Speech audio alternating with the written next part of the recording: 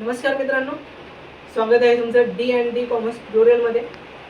आज आपण 12th स्टँडर्डचा अकाउंटचा problem सोडवणार आहोत, जो की आहे डेथ ऑफ पार्टनर चॅप्टरचं नाव.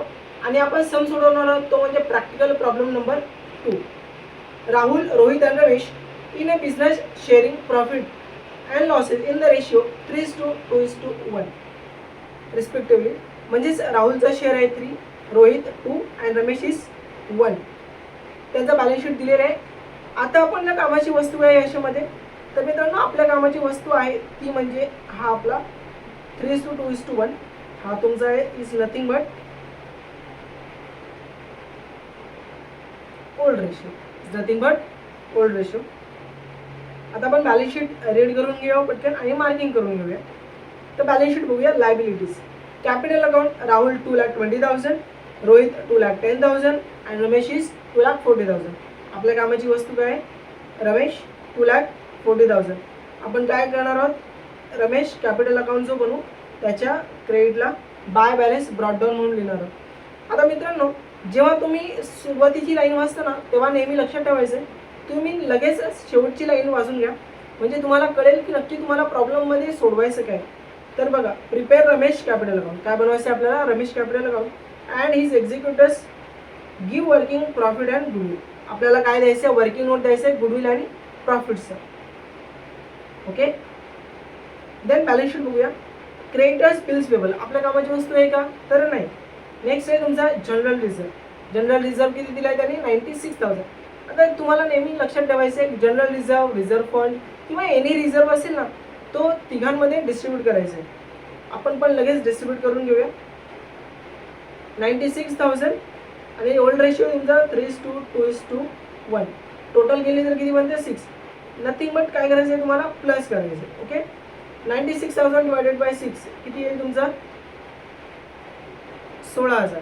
आणि या 16,000ला तुम्ही 1ने मल्टिप्लाय केला तर कोणाचा शेअर निघेल? तुमचा रमेशचा. म्हणजे रमेशचा शेअर किती निघाला आपला? ₹16,000. ओके. म्हणजे जनरल रिझर्व आपण काय करणार आहोत? कॅपिटलच्या क्रेडिटला बाय जनरल रिझर्व म्हणून त्याला देऊन टाकू. ओके. नेक्स्ट असेटला येऊया. आता असेटला आपल्या कामाची वस्तू आहे का? नाही. का? कारण की आपण बॅलन्स शीट प्रिपेअरच करत नाही. बट जर कोणाची किंमत वाढली किंवा कमी झाली तर आपण काय करणार आहोत? त्याचा सेकंड इफेक्ट P&L ॲडजस्टमेंट नावाने काय करणार आहोत? वर्किंग नोटमध्ये शो करणार आहोत. P&L ॲडजस्टमेंट रफमध्ये बनवू. सध्या डेटर्स प्लांटर मशीन आपल्या काय कामाची नाही. आता आपण ॲडजस्टमेंट वाचूया. ॲडजस्टमेंट वाचण्यापूर्वी बघा एक लाईन दिली. On 1 October 2017 Ramesh died and the partnership team provided that. यामध्ये आपल्या कामाची गोष्ट काय नवीन लक्षात ठेवायची? तर डेट. आता 1 ऑक्टोबर मीन्स महिने मोजायचे. एप्रिलपासून आपला इयर आहे तो स्टार्ट होतो. एप्रिल, मे, जून, जुलै, ऑगस्ट, सप्टेंबर. ऑक्टोबरची पहिली डेट म्हणजे आपण किती मंथ्स घेणार आहोत? फक्त 6 मंथ. ओके. म्हणजे काही कॅल्क्युलेशन आला तर आपण किती कॅल्क्युलेट करणार? फक्त आणि फक्त 6 मंथ्स. बघा, फर्स्ट RDD वॉज मेंटेन 5%. आता 5% मीन्स किती होतोय? 1 लाखचा 5% झाला तुमचा 5,000. त्यांनी दिलंय किती? 10,000. म्हणजे 5,000 आपला प्रॉफिट आहे. तरी 10,000 चुकून केले. आपल्याला किती करायचे? ते 5,000 करायचे. मग जेव्हा जेव्हा प्रॉफिट होईल तेव्हा तेव्हा आपण काय करणार? P&Lच्या क्रेडिटला ती एंट्री करणार बाय RDD 5,000. ओके. नेक्स्ट बघा, प्लांटर मशिनरी दिली 80,000 आणि इन्व्हेस्टमेंट दिलं तुमचा 4,10,000. आता प्लांटर मशिनरी होती कितीची? 85,000 झाली किती? 80,000. मीन्स काय झाला? तुमचा लॉस झाला. पुढे रेकॉर्ड करणार आपण P&Lच्या डेबिटला टू प्लांटर मशिनरी. नेक्स्ट 4,10,000 झाला तुमचा इन्व्हेस्टमेंट. मग किती द्यायची तुमची? होती 3,50,000 झाली किती? 4,10,000. म्हणजे काय झाला? तुमचा प्रॉफिट झाला किती? 60,000. आणि तो 60,000 आपण काय करणार आहोत?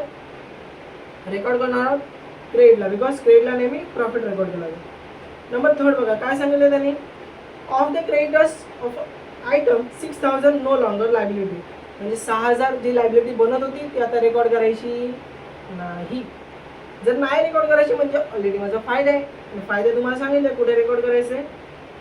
P&Lच्या क्रेडिटला.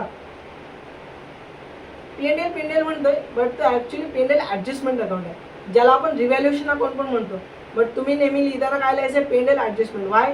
बिकॉज तुम्ही प्रॉफिट अँड लॉस झाला तर प्रॉफिट झाला तर क्रेडिटला आणि लॉस झाला तर डेबिटला. नेक्स्ट नंबर 4 तुम्हाला कॅल्क्युलेट करायचं आहे प्रॉफिट, जो की आपण वर्किंग नोटमध्ये लिहिणार आहोत. नंबर 5 तुम्हाला काय करायचं आहे, गुडविल कॅल्क्युलेट करायचं आहे, तो पण आपण वर्किंग नोटमध्ये लिहिणार आहोत. आणि नेक्स्ट नंबर 6 बघा, सॅलरी 5000 पर मंथ. आता सॅलरी कुठे येते, पार्टनरचा फायदा आहे, आणि फायदा कुठे रेकॉर्ड केला जातो, क्रेडिटला, म्हणजेच कॅपिटलच्या क्रेडिटला. कोणाच्या कॅपिटलच्या, रमेशचा जो कॅपिटल अकाउंट बनवते एक्झिक्युटिव्ह अकाउंट त्याच्या क्रेडिटला. आता 5000 पर मंथ लिहिलंय. पर मंथ म्हणजे आपण वरती लिहिला होता ना, वरती म्हणजे कुठे, डोक्यावरती बघायचं नाही, वरती म्हणजे ऑन 1 ऑक्टोबर 2017 6 मंथचा कॅल्क्युलेट करायचं आहे. 5000 पर मंथ म्हणजेच इंटू 6 करा, किती होणार तुमचा 30,000. ओके, पुढे येणार क्रेडिटला. नंबर 7 बघा, इंटरेस्ट ऑन कॅपिटल तुम्हाला काढायचं आहे ना 5%. आता कॅपिटल आहे किती आपलं, 2,40,000. 2,40,000चा एक झिरो रिमूव्ह केला आपल्याला 10% मिळेल, म्हणजे किती मिळेल आपल्याला 24,000. हा झाला 10%. आपल्याला काढायचं आहे 5%, म्हणजे होईल तुमचा 12,000. आता याचा पण हा आला तुमचा 12 मंथ्स, आपल्याला द्यायचं आहे किती 6 मंथचा. 6 मंथ किती आला तुमचा 6,000. म्हणजे आता इंटरेस्ट ऑन कॅपिटल आपल्याला किती द्यायचं आहे, फक्त 6,000.